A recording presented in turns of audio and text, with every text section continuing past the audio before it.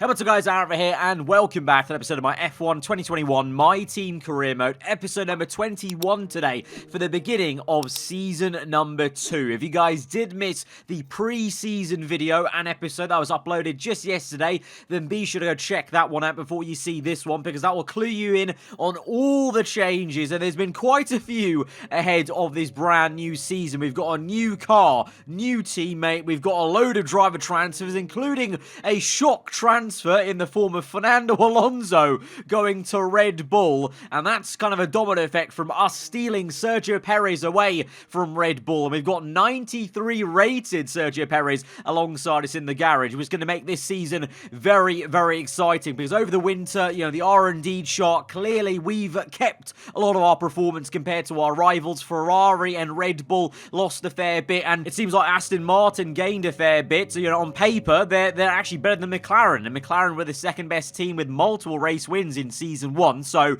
the top 3 teams, that fight could be quite juicy between Mercedes, McLaren and Aston Martin, which is already such a divergence from real life. I really love to see such a difference, and already a very alternate universe we've created, you know, early days, only in the second season of this career mode save and series. But for us, yeah, I mean, I'm really hopeful that we can start this season strong, nip at the heels of Ferrari, and hopefully keep at bay the likes of Alpine and AlphaTauri. But you just don't know. You know, we had a regulation reset, the engine and durability got reset, which could actually make a difference to the handling, because we've got that extra downforce and lightweight cars, but now everyone's got a little bit less power, so the cars actually could feel a little bit more aggressive in the corners. So very much like real life, when we have a big regulation change, you know, it's a stab into the unknown, and the pecking order could be a bit different to what it says in the R&D chart as well, because we very well know from the last couple of games on F1 that the R&D chart can say one thing, but in reality, when you get down to the AI as well making the difference, even more so in the last 2 games, the AI with their stats, focus as well, especially on this year's game, can make such a difference. And so the likes of Russell in the Alpine this season, Alonso in the Red Bull, Perez in our car, it could be a very big midfield scrap, and that's what we want, and we want to be at the top of that midfield by the end of this season. But we've got 20 rounds to go, long way to go here, early days. First and foremost, let's just try and have a clean first weekend, and hopefully try and welcome Perez in. He has a comfortable one, and we can try and get used to the car as quickly as we can. So we've gone through quick practice then for the Bahrain GP round number 1, and thankfully, since the last race weekend at Abu Dhabi, the patch has come in for the game where they fixed the wear rate issue in quick practice. So no longer, if you do quick practice, save the time having to do the practice programs yourself. You simulate it effectively to get the boosters and discounts. You're not going to get massively nerfed with massive engine wear. So that's at least one thing that's going to be really great, and a big difference, because it means a few less penalties for ourselves, and potential to the AI as well, which makes things a little bit more realistic and a little bit less ridiculous, I guess, when it comes to taking those penalties. But into Saturday then, very exciting times for the first time going out in our new look car, and what a place to do it, under the floodlights of Bahrain at night time, and even in these cutscenes looking lovely as ever. We've got a new helmet also to match. And here we are then on our first run in Q1, looking to get out this session comfortably, hopefully, but we immediately get met with an issue. Our DRS gets stuck open on the very first lap. So I really hope that's not a bad omen for the whole season or the race to come, because that's just, that's brilliant. The first lap, literally the first lap in anger, and we have the DRS stuck open. So already the issues have begun a little bit. You know, it's a new season. This happens in real life as well. You know, little foibles you have to iron out. You hope to iron these sort of issues out in pre-season, but clearly our team didn't kind of find this issue in testing, and so we go across the line. I finished the lap anyway, but the DRS was stuck open. It did help us a bit in a straight line, of course, every time we're in a straight, but in the corners, it meant the rear end was just a little bit floaty. Obviously, the downforce isn't as high on the rear end, so the kind of rear kind of steps out a little bit, and the car kind of feels a bit floaty when the DRS is stuck open, so definitely not ideal. And I think we actually even had our DRS stuck open at last season, did we not? I think early days in the season as well, so there's something about Bahrain in the start of this season with DRS being stuck open. But finally, we do get a lap in eventually, and that will be comfortably enough, I think, to get us through into Q2, and Sergio Perez makes it through. Obviously, I'm not kind of, you know, impressed by that. I'm not shocked by either. You know, we should be getting through into Q2, especially with Perez, such a driver of his caliber, However, it should be easy enough to get through into the second session. The next question is, can we, both or one of us, get through into the top 10 shootout? Because if we are going to knock on the door of Ferrari and nip at their heels, technically that is where they are. They are in Q3, at the bottom of it admittedly, but they are there in Q3 consistently last season. So if we want to try and annoy them, we need to try and get one of our cars into that top 10 shootout. Whether it's myself or Perez, I don't really care, to be honest, but one of us should be trying to aim for that. So let's see. Obviously, Perez, it's his first time in the car, so you got to give him some slack. You know, just like in real life, it may take him a few races. Not only has he got a new team to contend with, but also regulation changes. That's something I'm getting used to as well, and it is noticeable. You know, we've got the same downforce, the same lightweight chassis, but you can feel the slightly lack of power compared to last season. And what it means actually is into the corners we can be a little bit more aggressive because you're going that little bit slower, but you've got the same amount of grip in terms of aero grip. So it is a bit of a change, and it's a bit of a change of driving style and kind of gaining that confidence to get on the power a little bit earlier because you can, because of that lack of power. But for Perez, to be fair, he's still in a Honda powered car from Red Bull to us, so he is used to the kind of power delivery. So I'm hoping he can impress us, but I'm not expecting massive things from the get-go. You know, we know from last game it does sometimes take the AI a little bit to gain momentum, especially on this year's game with the focus stat. That may take some time to bed in a bit, but let's see. At the moment, we're on the second flying lap in Q2. The first run was on a scrub set from Q1, so it's a very slow time. So we're going to gain a lot of time, 1.4 to be exact. And across the line, Perez was P13. Where are we going to be? That was a very, very strong one and only lap on a fresh set of tyres in Q2, and it's enough to get us through into the top 10 shootout for the first time ever in our My Team career mode. We're through into Q3, the top 10 shootout. Sergio Perez P13. It looks quite a big gap from 8th place to 13th, but look at the time gaps. It's so close. If I lost 1/10 on that lap, I would have been, you know, P10, P11. It would have been knocked out. So Perez, unfortunate there that it's so tight, but that's great news for us in terms of the midfield fight, that it's so close between Sainz in the Ferrari, Verstappen in the Red Bull, and Alonso, and then Gasly as well doing a stellar job as usual in the AlphaTauri, kind of, you know, taking that car to places where it really shouldn't be a lot of the time. So yeah, this is going to be very interesting. So now we're into the top 10 shootout for the very first time. I must say it was a very odd experience because, as you can clearly see, there's a bit of a graphical glitch. For some reason the game like started rendering in like as if it was raining on the tires, and if you look ahead of my car on the track ahead, it's almost like there's rain falling, so I was very confused by that. I don't know if that's affecting the grip at all, but the lap felt pretty good, so let's see what this is going to be. But of course in Q3 everyone is going to turn up the wick, the grip levels at the highest, and everyone's at maximum attack. Let's see what we can do across the line. I thought it was a pretty comfortable lap time, but in the end, I mean, it was a good lap from me. I wasn't too far off, I don't think, my Q2 time, but as I said, everyone else improved so much more. So let's not get ahead of ourselves. We've still got a lot of work to do in terms of R&D and improving this car until we can vie for even, like, you know, P7 or 6 in Q3. Everyone else had a little bit more in the tank, clearly, from Q2 to Q3. So I'm not disappointed, though. P10 is still a stellar effort for the first time in this new car, new season. The only annoying thing is, remember, I have to now start on the soft compounder tyre. So in reality, I would have actually preferred to be P11 and get a free choice of tyre, because I think everyone outside the top 10 is going to try a one-stop on mediums. So I am actually massively in the open here. I could be massively jumped by a load of people on a one-stop, and I have to do a two-stop because I have to start on the Red Bull soft compounder tyre. So this actually may be a difficult race for us, and it's kind of weird. It's like, you know, we've stabbed ourselves a little bit because I'm actually, you know, I was too quick for this qualifying session, and it's going to hurt me maybe in the race, but that's just how the cookie crumbles sometimes in Formula 1 with how it works in Q2 to Q3. I believe they're actually getting rid of that rule next season, maybe, I think, if correct me if I'm wrong. So that's definitely not going to be a thing maybe in future F1 games, but right now that is a thing. We have to just deal with it. But let's go to the grid for Sunday and see what myself and Sergio Perez on his debut for our team can do. Months of rumour and speculation all come to an end today as we return to racing for the opening event of what promises to be an enthralling season. Welcome along then to round one of this year's Formula 1 World Championship. We go racing today around 3.36 miles of the magnificent Bahrain International Circuit, with 15 corners and 2 good passing opportunities into turns 1 and 4.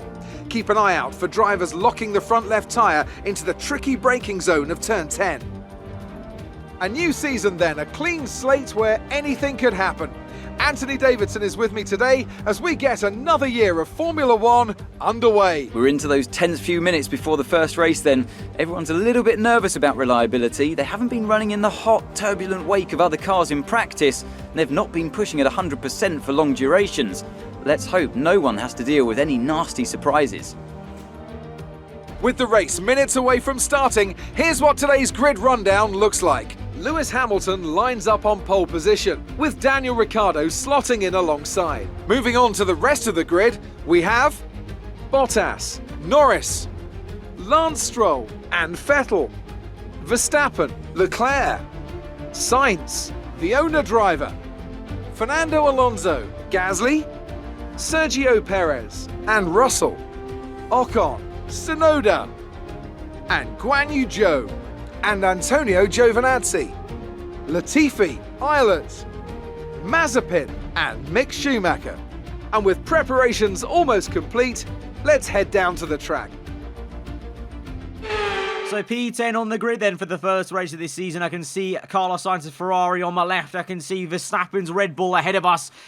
We are definitely in a different realm to what we were last season, and I am going to relish it. We've got to attack on the first few laps here and try and see how high up the order we can get, especially so because we do have to do a 2-stop from soft to 2 sets of mediums, whereas the people around us, or behind me rather, including my teammate Perez, they will all be able to start on the medium compounded tyre and go medium to hards, do 1 less stop, get track position. So the opening laps here, it's vital that we use the soft compound to their fullest ability to get basically as far away from the guys behind us as possible to try and offset that pit stop basically. But it's going to be difficult for sure. Traffic's going to be something we have to contend with for the first time really. We're going to be the ones overtaking cars maybe, which I'm not complaining about. That's always a nice thing, a nice problem to have. And really more so than anything, I'm just curious to see the pecking order for everyone. What can Aston and McLaren do to take the fight to Mercedes? Ricciardo's on the front row here alongside Hamilton, so that's quite big news. McLaren are clearly still very, very quick. And then how slow or quick are Red Bull going to be? They seem to have lost some pace. Can we take the fight to them? Can we take the fight to Ferrari? I don't know, but that's what makes a brand new season so exciting. There's so many questions to be answered, and it's a stab into the unknown and the dark. And under the darkness here of Bahrain, we go to 5 red lights for round number 1 of season 2. We're underway from P10 on the grid. It's a cracking start for us versus Carlos Sainz. Leclerc also with a bit of a slow start. Verstappen as well into turn 1. We're going to get boxed in a little bit. We've got Norris down the inside of Vettel. Ricciardo tries to get Hamilton, and we're going to try and get Max Verstappen, but the rear end steps out, and Alonso in the second Red Bull, he's there, but we've had a great exit. Verstappen got caught up on the curb. We're going to squeeze him to the inside, go to the left, but Verstappen with the kamikaze dive bomb. How has he done that? And Alonso, out of nowhere, comes through, our old foe from season 1 in a new car, and Alonso already pushing the limits of the Red Bull there to fight me. What a cracking start. An electric one from everyone. Dive bombs everywhere. And Leclerc manages to stay ahead of Max Verstappen. But let's look at a replay then of Fernando Alonso's start, because he came out of nowhere. He's actually on the soft compounded tyre despite being outside the top 10. So he's going aggressive in his new team here, but he gets boxed in along with myself into turn 1. We took the inside line to Verstappen. We got caught on the curb. And then, there you can see the rear end stepped, and Alonso fancied his chances on the inside there. Obviously, myself and Alonso very familiar with fighting one another on track. So many battles with him in the Alpine, but now here he just sees the opportunity to go down the inside there. I kind of went a little bit too aggressively left, I feel, in hindsight, and Alonso tries to get through to the inside, but we just about have the better racing line. He hits the curb a little bit there, and meanwhile for Verstappen, it was an okay getaway. You can see, look at that up the road, really exciting there. I think that's Sebastian Vettel on the inside of Valtteri Bottas, 3 wide between Aston, McLaren and and Mercedes. That's going to be a really great scrap to kind of witness, not just in this race, but all season long. I'm hoping that those three Mercedes-powered teams are fighting one another for the championship. Verstappen, look at the dive bomb here to not only re-overtake me, but tries his fancy at Leclerc. Doesn't quite get it on the rear end as it snaps on him, but look at Lando Norris then side by side with Lance Stroll round the outside. Is he going to do? Oh, he drifts through opposite lock on the curb. That is a mighty overtake from Lando Norris in the second McLaren. Ricciardo in the lead McLaren fighting Hamilton. He was on the front row. Fantastic qualifying from the Australian, but look at that lovely little drift through on the curb to get up into 5th place ahead of the Aston Martin of Lance Stroll. But it's Sebastian Vettel, the other Aston, in 3rd place, doing a great stellar job to be ahead of, remember, the reigning world champion Valtteri Bottas from season 1. So we saw that Aston Martin clearly gained a little bit over the winter by adapting more parts and upgrading potentially, and they clearly have made that step up, and I think they're there. I think they're there with McLaren, and they're clearly taking the fight to Mercedes as well, which is very exciting. But for us, we're taking the fight to Verstappen, who is harvesting some ERS there, that red blip of the rain light showing that he harvested a little bit in a straight line. So we have the advantage going into turn 1 though, on the curb, and again getting the rear end loose, but round the outside keeping our foot in, and that's a very ballsy move. And Verstappen again on that same corner just doesn't get a great exit as he did on lap 1, and we're able to overtake the Dutchman. And Red Bull, speaking about teams gaining pace over the winter, Aston Martin, clearly Red Bull have dropped a lot of pace. They're already looking a little bit poor at the end of season 1. You know, McLaren were much faster than them and definitely were the second best team, but Red Bull have fallen even further, and it's a very odd sight to see. But you know, they've signed Alonso, so they clearly have an intent to try and attack and, you know, build back up a little bit, and they're hoping Alonso and Verstappen, that combo can work for them. But right now at the start of this season, they are looking a little bit weak in terms of race pace terms, for sure. I mean, Leclerc's ahead of us in P7 as well, so it's not just ourselves, it's Ferrari as well, who are, well, at least in the hands of Leclerc, ahead of both Red Bull cars. Sainz had a bit of a slow start. He's down to P12 behind Pierre Gasly. Gasly on the medium compound car. Perez in P13 at the moment, looking a little bit low, but remember, he's on the medium as well. So him and Gasly, those two are the ones to watch, because they could massively jump up the order on their one stop. Meanwhile, at the sharp end, Ricciardo, he's nearly within, well, he is now half a second behind Lewis Hamilton.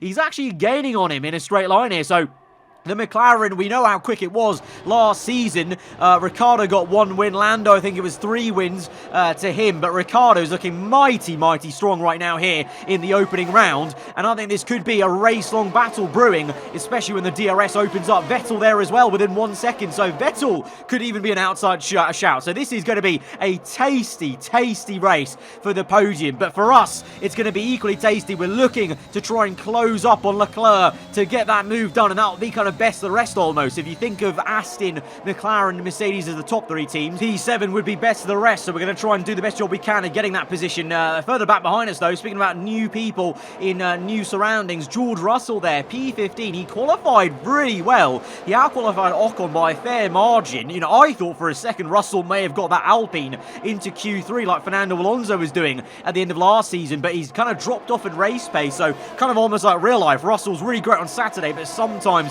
a little bit too slow on the race opener. Needs to work on that. So at the moment, Ocon ahead of him. And as I alluded to, Sainz and Perez caught up behind Pierre Gasly. Gasly on the medium tyre. Perez as well. Sainz, he's actually the biggest kind of loser out of all this. He's on soft compound tyre and he's battling guys on medium. So he needs to pull his socks up. Meanwhile, his teammate is also looking a little bit susceptible as we try and go for this switch left to right and set up a pretty easy, I would hope, straight line overtake with DRS to get past Leclerc in the Ferrari up into P7, taking the racing line now into turn 1, and we're up the order. Leclerc, ooh, has a little look on the inside, you know, and Leclerc around the outside. We defend, and he just can't quite get the exit. But for a second, I thought for a split second, the Ferrari may have just actually pulled that off and gone around the outside, kind of like I did to Verstappen, but no. But you can tell actually now, after the opening laps, the Red Bulls are speeding up a bit. Verstappen and Alonso very much within touching distance, so we need to be careful of that. And at the sharp end, it's starts closing up even more. I mean, there's literally, what, like almost just 2 seconds, less than 2 seconds, covering the top 4 of Hamilton, Ricciardo, Vettel, Bottas, and Norris is also gaining and joining along with Lance Stroll. So this could be a 6-way scrap for the top 6 positions, which could be very, very tasty. Speaking of tasty, though, Leclerc comes back on us, though, with DRS now in the second sector, and he's got the overspeed. We go back to the racing line, going to try and cut in, and easy does it, then go to the inside here. We're going to bang tyres, quite literally. Massive clout on the right-hand side there. We get a warning for collision, but it's already getting a little bit frosty between myself and one of the Ferrari cars here, and the Red Bulls have arrived on the scene. We need to be careful. If we fight Leclerc too much, the Red Bulls could get involved. We're on the inside into the last corner. We've sent it to the inside. Nail the apex. Leclerc, little bit wide on the exit. Deploy ERS. DRS is going to be available to us, but look at Verstappen. Look at Alonso. Verstappen comes through. It's going to be 3 wide. It might even be 4 wide as Alonso comes through. It is 4 wide into turn 1. Verstappen cuts the corner massively, and we survive on the inside. And Alonso and Leclerc, we were 3 wide on that next corner, but Verstappen cut the corner. He's got a penalty, but it was 4 abreast. It was 2 Red Bulls via Ferrari and ourselves. That was amazing. Round 1 of the new season. We've already got a 4-way scrap like that. That was absolutely amazing. That was such a great sight to see. Look at that. Verstappen comes through. Alonso wiggling about. He goes to the inside. Commits there as I squeeze Verstappen to the right. Alonso and Leclerc battle on the left-hand side, and unbeknownst to them, Verstappen has a mare at turn 1. I don't know what on earth he was doing as he cuts the corner by an absolute mile there. Let's watch an onboard then from Alonso and see what this is. Look at how close it is. And for Alonso, it's about waiting and picking a line, and he does very nicely pick this inside line in between myself and Leclerc, and Verstappen comes out of nowhere there into turn 1. But then Alonso and Leclerc are still fighting, and we go round the outside. Look at that. It was 3 wide at turn 2. You just don't usually do that, but we pulled it off. Everyone pulled it off, giving each other space. Alonso gave Leclerc and myself enough room to work with. Verstappen squeezed to the inside, but he's got enough room. I don't know, he just decides to turn in early and cut the corner. He could have definitely made turn 1 and made my life a lot more difficult, and if he wanted to, could have put me in a lot of bother. So I don't know why he didn't do that. And for Leclerc then, riding on board here into turn 2, you can see he's battling Alonso, and then I come out of nowhere basically on his POV, and he goes right around the out, and we go right around the outside. But yeah, Verstappen then, he has a penalty, a 3-second penalty for cutting the corner at turn. I've never seen that, I've never seen an AI cut the corner so badly and then get a penalty for it. Quite amazing there. So Verstappen in some trouble. Okay, there appears to be an issue.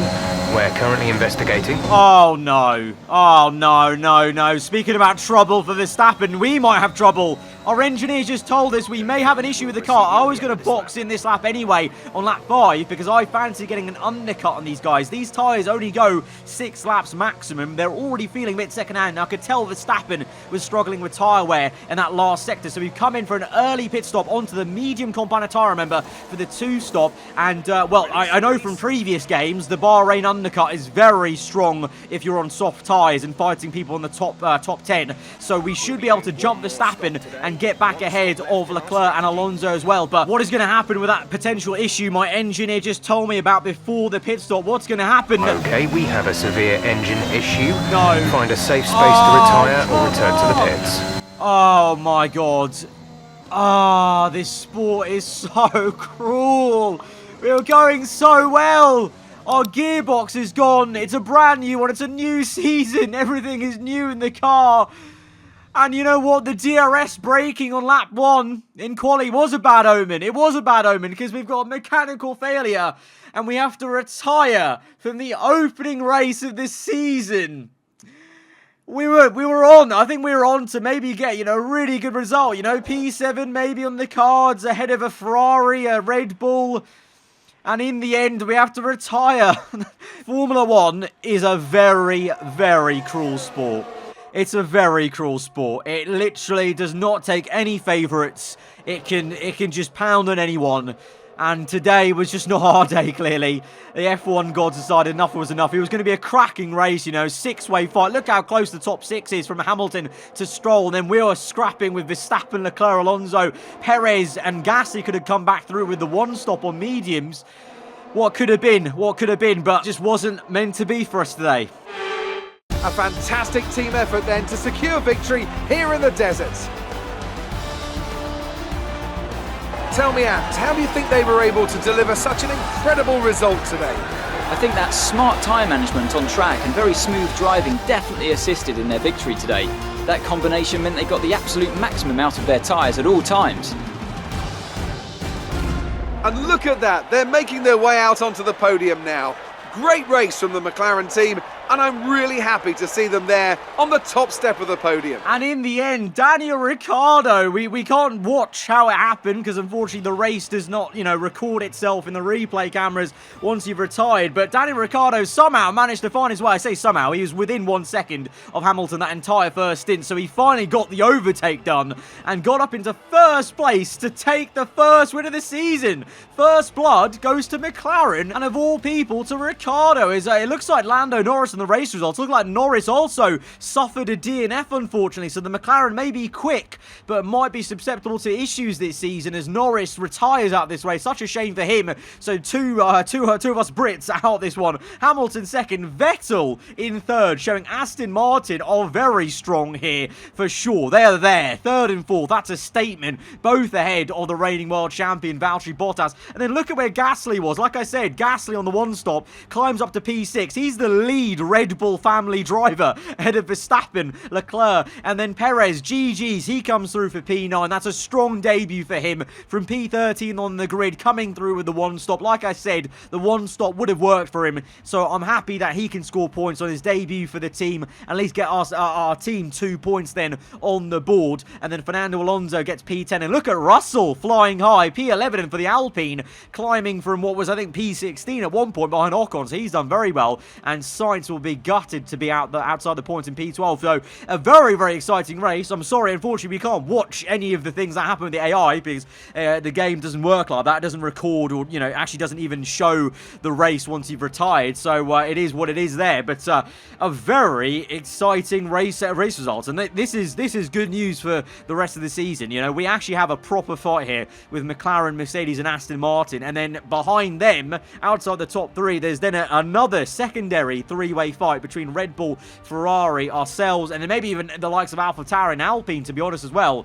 It could be going on for the whole season, but unfortunately for this first race, it happens sometimes, and it had to happen to us, didn't it? It had to happen to us. We get very unfortunate gearbox failure, and we have to retire from our first race in the new era. But guys, nonetheless, up till that point, it was, I hope you'll agree, an exhilarating race. That four-way fight, four wide into turn one was so sick to see, and that's a sign of things to come, I think. So if you did enjoy it, be sure to smash that like button. Let me know what you thought in the comments below. If you are new around here, then do get subscribed for weekly Formula 1 content, and I'll see you guys next time. Goodbye.